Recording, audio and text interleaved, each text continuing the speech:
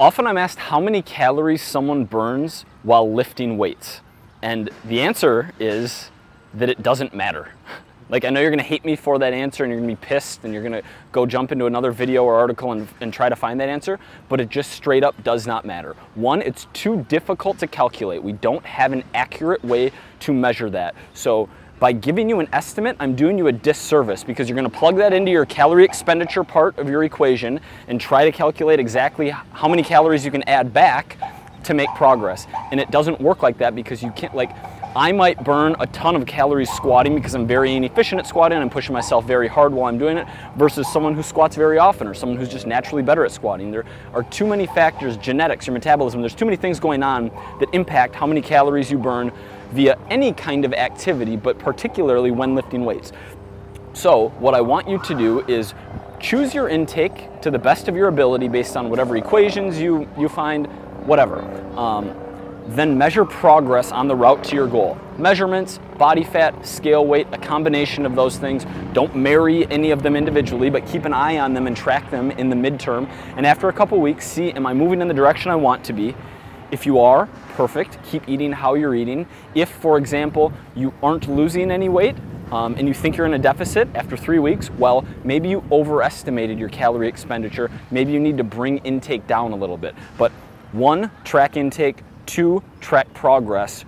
Don't worry about that third piece of the equation, how many calories you're burning when you're lifting. Rather, just go crush it in the weight room. How to calculate lean body mass. So lean mass is just your body weight minus the total weight of your body fat. Many times you'll see an equation for calculating calorie maintenance or how many calories you should be eating that's based off of lean mass rather than total body weight. So calculate your body fat percentage, ideally from like a accuracy and cost optimization. I have a lot of people use calipers to measure that. So whether you do a 3-point, a 4-point, a 1-point, a 7-point method, and you can Google those and see the difference, calculate your body fat percentage and then take whatever it is, 30% times your weight, 200 pounds, equals 60. That's the total number, that's how much body fat you have in pounds. Take that, I can't speak right now, take that away from your total body weight, so 200 pounds minus 60 pounds of body fat is your lean mass of 140 pounds. Hey guys, something I get asked a lot is how to stay motivated and how to stay accountable. And a lot of the advice on that subject that's out there is very broad and high level and self-helpy and non-actionable. It's like, define your values and then have a really good reason why and then follow that reason. It's very long term and often doesn't help in the short run or when you actually need that motivation. So one thing that I do myself, I practice myself and I have my clients practice, is when you find yourself in like that sloth-like state of being, right? Whether you're just laying on the couch and you can't get yourself to move and refreshing Facebook and Instagram and just not doing anything and watching TV, and you know you have to work out or you know you have to do work or you know you have to do X thing, but you can't mentally bring yourself to do it, do one productive thing that's really easy, like emptying the dishwasher, or literally like go brush your teeth or take a shower or go put one load of laundry in, because doing something is going to not only generate momentum, which is kind of obvious, but it also is going to inspire motivation. I know that sounds weird, but you can't, like, as humans, we struggle to rationalize and to think ourselves into doing something because that's what you're doing. Like getting to the gym when you're in that sloth-like state, it's getting yourself to do that. And we can't outthink ourselves to push ourselves to make that action. What we need to do is do something to help create that motivation. So do some kind of small, easy, quick task that is better than what you are currently doing. Use that to move forward, because once you do the dishes, you're not going to want to go lay back down on the couch. You're going to be up, you're going to be moving, you're going to feel pretty good, and then you're going to do the next thing. And that is going to lead you to a more productive mindset for that day.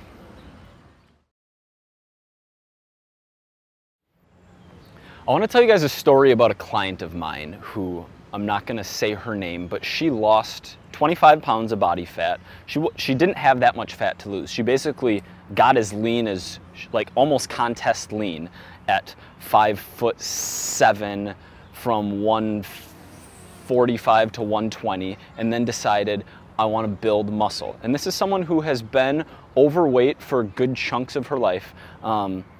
And recently, now we're building muscle together. It took 6 months. We spent 6 months losing fat. Now we're building muscle, and she's killing it. Like, very close on her macros. Her intake is up above 2,000 calories on training days, a few hundred calories fewer on rest days, working out 3 to 5 days a week. Like, she's killing it. She's building muscle. She hasn't put body fat back on. We're still increasing her calories slightly week over week. Her dad got sick and was in the hospital, and she flew home to help her family, and to support her mom and to help her dad and, like, help out with everything going on. And back there, like, she started getting backhand comments from her parents, who she's there to help, about her diet, about, like, over-the-shoulder nitpicking. Oh, that's a huge meal. Like, aren't you gonna, like, basically implying that she's gonna be fat again if she keeps eating like this. Whereas 8 months ago, they would shame her for not eating enough. Now they're telling her that she's eating too much. And it's really like, it's a situation I'm lucky that I've never had to be in to that extent. Like, my parents have always been pretty supportive of what I've done, but having the people in your life who you're closest with, whether that's close friends or family members or whatever, not be supportive and even be antagonistic or demotivating toward the goals that you're trying to pursue. I know it's harsh and I know it's cutthroat, but you need to cut those people out of your life. And I'm dead serious. And whether that means just keeping them emotionally distant and still putting up a front and still being helpful and still doing what you need to, if they're family members or if they're someone you still want to help, but you can't rely on them. You can't depend on their opinions. You can't have any of your self-worth or any feelings about yourself come from them or their perceptions of you or how they interact with you or speak to you. Because it's negative, it's cancerous, it's poisonous. They're like, I don't know, every situation is different, and I don't know why people behave like this. I have theories, and you know, there's a lot of pack mentality in that. When someone kind of breaks out of the pack, whether that means a group of people, friends who are maybe all slightly overweight, and someone gets in really good shape, like, that pack mentality is to pull them back in. It happens in the hood when, like, a kid ends up trying to, like, break out of a gang or something like that. There's that pack mentality to tease and torment and do whatever, like, worse things maybe, to he or she, to, like, bring them back. That pack mentality, people don't want to see those close to them do better and succeed and go do what they're trying to do, because it makes them recognize their own slip-ups and their own missed opportunities and their own lack of effort and their lack of success by their own measurements in their own life. It could be other things. There's shitty people in the world, and it sucks that you may have to deal with this, but my best advice is to cut them out of your life as much as physically possible.